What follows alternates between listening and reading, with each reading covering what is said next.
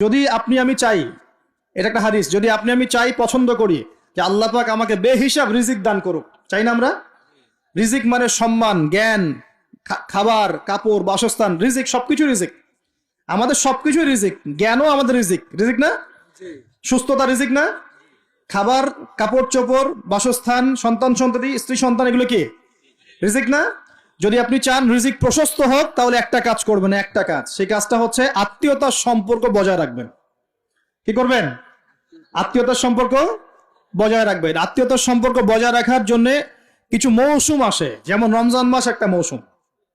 এই রমজান মাসে নিজে খাবেন, আত্মীয়দেরকে হাদিয়া দিবেন, তাদের বাসায় রমজানের বাজার পৌঁছে দিবেন, ঈদের হাদিয়া পৌঁছে দিবেন, আত্মীয়তার সম্পর্ক জোড়া লাগবে।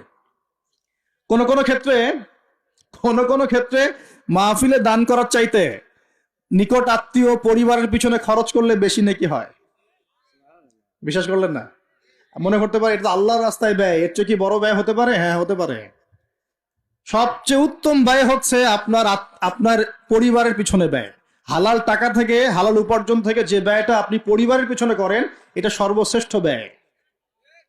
আর আত্মীয়দেরকে দান খয়রাত করলে বা তাদেরকে হাদিয়া দিলে দুইটা বেনিফিট। একটা হলো দানের তো নেকি পাবেনই আপনি, আবার আত্মীয়তার সম্পর্ক রক্ষার নেকি পাবেন।